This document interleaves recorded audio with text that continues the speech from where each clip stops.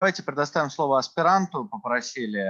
Максимально коротко, пожалуйста. УМАР СИДИБЕ, Independence and Neocolonialism in the African Continent, да, French-speaking countries. Независимость неоколониализма на африканском континенте. Франкоговорящие страны. Я попрошу, пожалуйста, УМАРа максимально коротко, в течение 3 минут изложить то, что он хотел. Пожалуйста.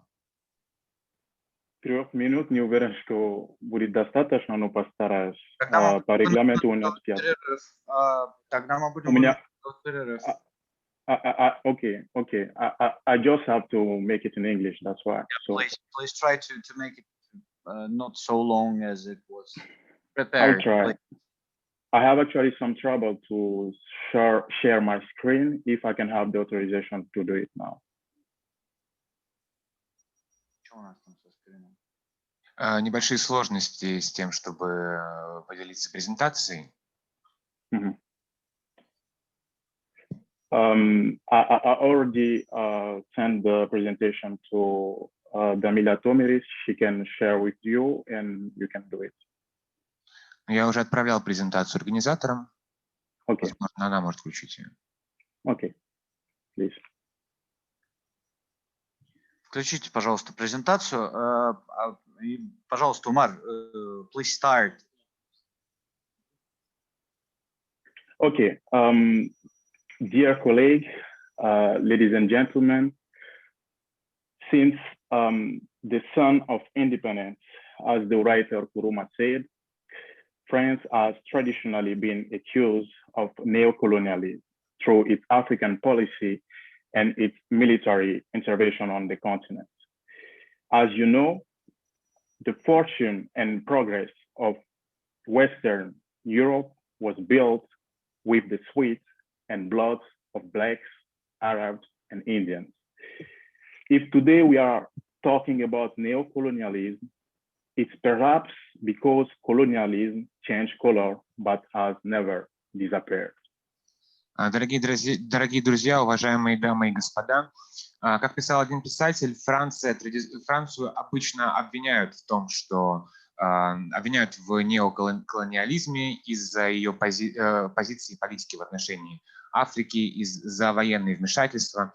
Как вы все знаете, прогресс Западной Европы опирался в основном на кровь и пот африканских рабов, арабов и индийцев. Сегодня мы говорим о неоколониализме, но, возможно, это лишь новая форма того самого привычного колониализма, который на самом деле никуда не ушел. I would like to draw your attention to 3 essential periods in Franco-African relations.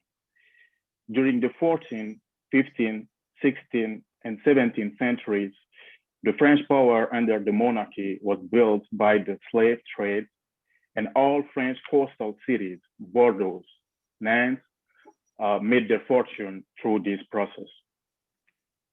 Я бы хотел привлечь ваше внимание к 3 основным этапам франко-африканских отношений. Первый этап – это 14-17 век, когда французская власть опиралась на работорговлю, и прибрежные города, такие как Бордо и Нант, обогащались за счет именно работорговли.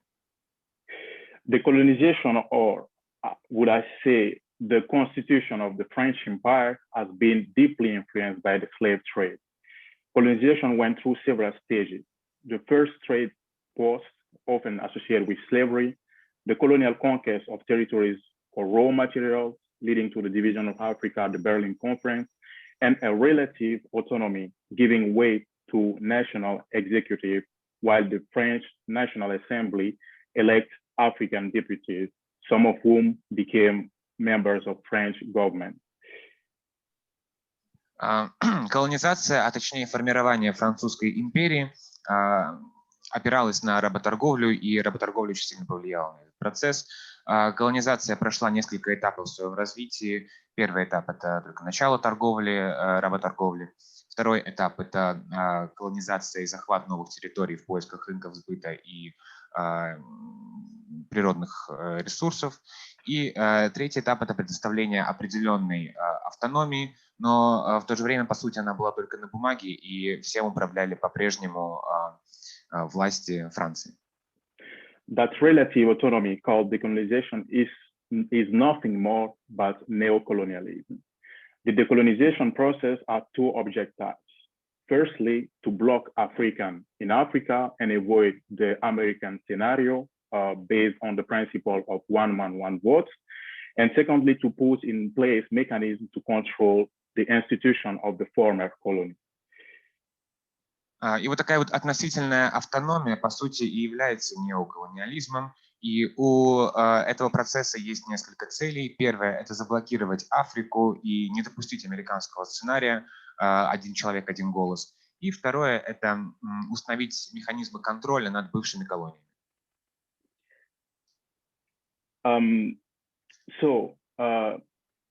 Was there independence or not? Professor Maurice Kamto, former Minister of Cameroon, made this distinction between formal decolonization, which are only declaration, and structural decolonization, which is not yet accomplished and involve military, political, economic, and linguistic decolonization. They actually made us thinking we were going somewhere, but we were going nowhere but between colonialism and neocolonialism. Так наступила ли эпоха независимости или нет? Бывший министр Камеруна, он проводил разницу между формальной деколонизацией и структурной деколонизацией, которая подразумевает определенные изменения в военной, политической, экономической сферах. И также следует отметить, что мы движемся в никуда, если мы движемся в сторону неоколониализма. Consequently, French-speaking African countries are still conquering their independence, as their economic, cultural, and political institutions are still under French control. The man you see actually in this picture is designated as the architect of French hand-to-hand maneuvers in Africa and is considered to be the father of the France-Afrique, or should I say the France-African network.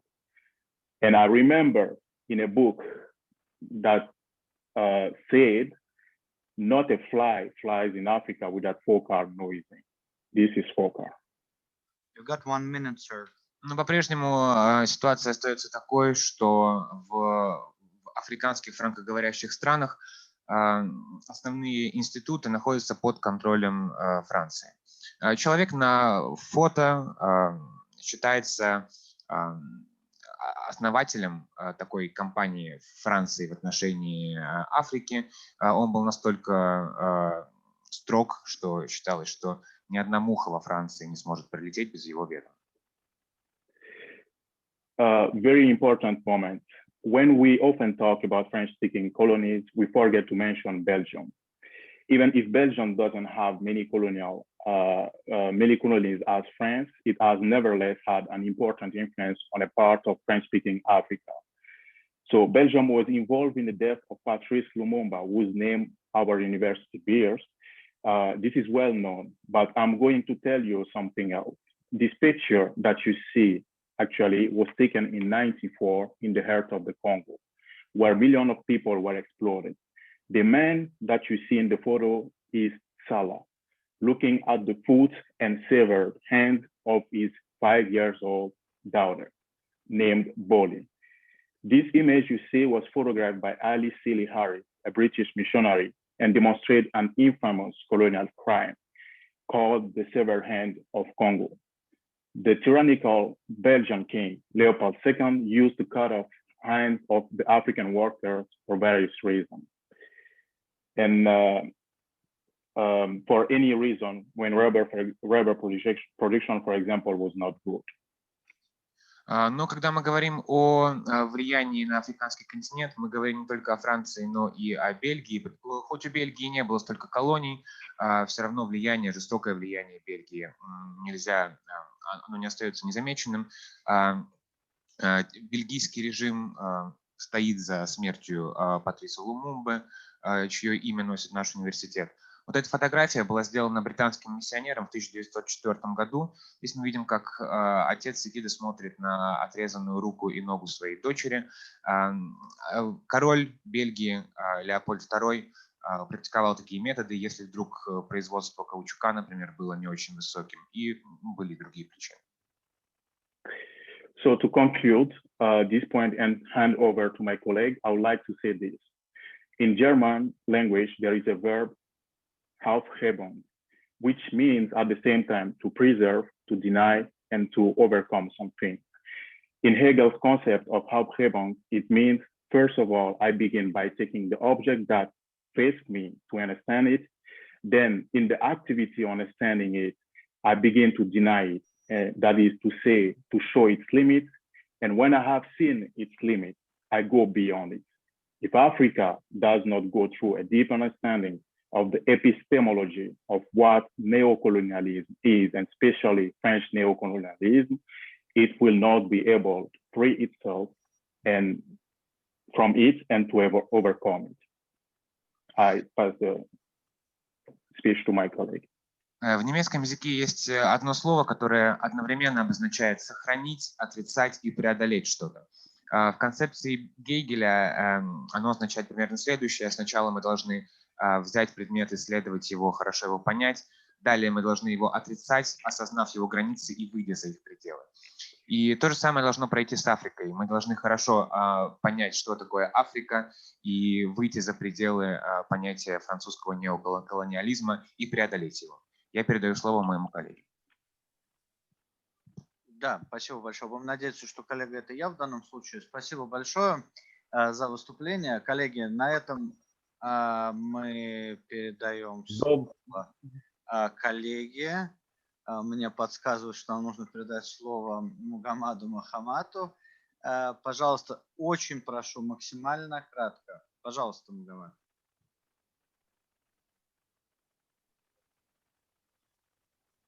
Добрый день, спасибо огромное. Я постараюсь очень быстро. Несмотря на то, что прошло долгое время после обретения независимости большинства африканских стран, до сих пор Франция оказывает влияние на жизнь своих бывших колоний. Военное сотрудничество Франции в Африке поставило Францию в уникальное положение. И если мы следуем все, что происходит на самом деле, то мы видим, что Франция вмешивается в качество приоритета только когда ее интересы могут быть поставлены под угрозу, что может привести к консолидации существующих сил. Во-вторых, образование. Образование также является одной из сфер, где французское влияние наиболее ощутимо в жизни африканцев. А поскольку образование населения тесно связано с его идентичностью, именно идентичность этих народов еще находится под влиянием колонизации. Следует отметить, что владение французским языком дает Франции большие возможности в отношении бывшего мегаполиса и других стран. Во-третьих, колонизация также уничтожила часть традиций африканской культуры в пользу франкоязычной колониальной культуры.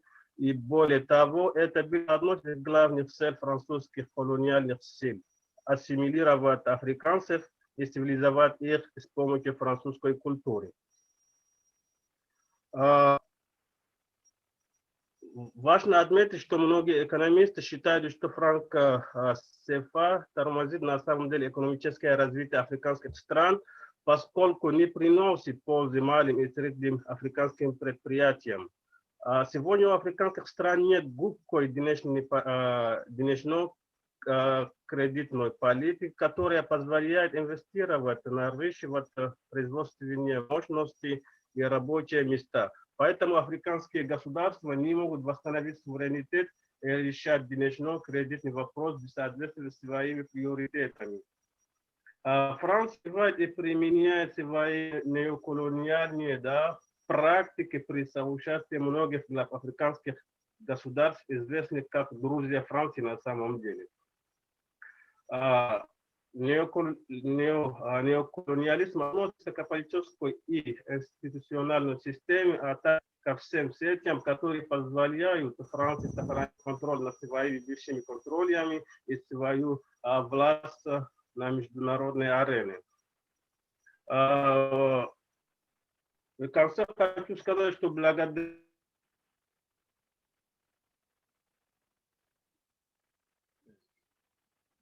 Мугамад, связь прервалась. Вы нас слышите?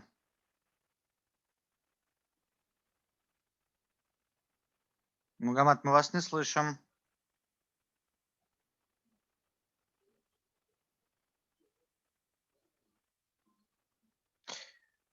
К сожалению, мы не слышим Магомада. Давайте поблагодарим его за выступление. Спасибо большое. Вынуждены прервать это выступление, то, что мы не слышим, у нас нет связи. Всем спасибо большое.